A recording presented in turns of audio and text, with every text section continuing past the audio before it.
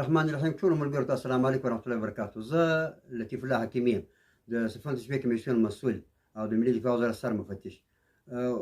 ما خو د ټویټر او د فیسبوک اکاونټونه نه درلودل، خو بیا مجبورا زموږ ادارې لازم وګڼل چې یو ټویټر دپاره یو اکاونټ ولرو، ځکه چې یو جعلي اکاونټ چلېدی، جعلي حساب چلېدی. ما پخوا نه درلودی، هغه زما نه و، ماته منسوب نه و، او ضمنا ما له هغه څخه کار هم نه اخیستی او شناخته مې هم نه دی دا څوک دی دغه کس، خو هغه یې اوس هم نه پرېږدي، پر هغه باندې ټینګ دی. نو زه دا وایم که دی داسې وي چې کارګر سړی وي او یا بل کار نه وي یا مصروفیت نه لري یا خدمت زړه یې خدمت غواړي چې وي کړي موږ سره راځي، زه به سم په عزت باندې سمه دنده ورته وسپارم، خدمت یې موږ سره وکړي. که نه جعلي اکاونټونه چلول د خلکو په نامه باندې بله بدنامي جوړېږي، بلې مسله وي.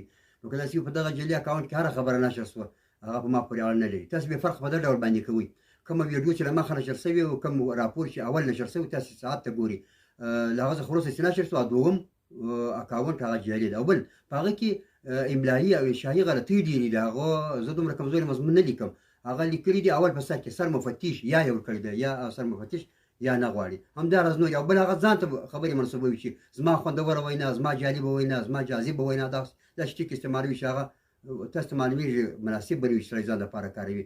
نو تاسو ټولو څخه غوښتنه ده چې هغه جعلي جعلکارانو باندې نظارت وساتئ او هغوی تعقیب کړئ، ویې پوهوئ چې هغه د سم خدمت وکړي، ولې د خلکو د بدنامۍ ته ملا تړلې ده، او ولې دوی کوشش کوي چې حتما خلکو ته جنجال او سرخوږی جوړ کړي. نو هغه په موږ پورې اړه نه لري. دا یو اکاونټ چې له مخه نشر کېدی او هغه زموږ اداره مختار او نور ملګري چلوي، زه خپله په هغه کې هم نه یم رسمي، خپله څه نشرات نه پکښې لرم. البته هغه زموږ د ادارې مربوط ده. الله تعالی مو وساته، خدای تعالی مو عزت خوندي کړه. السلام علیکم ورحمت الله وبرکاتو.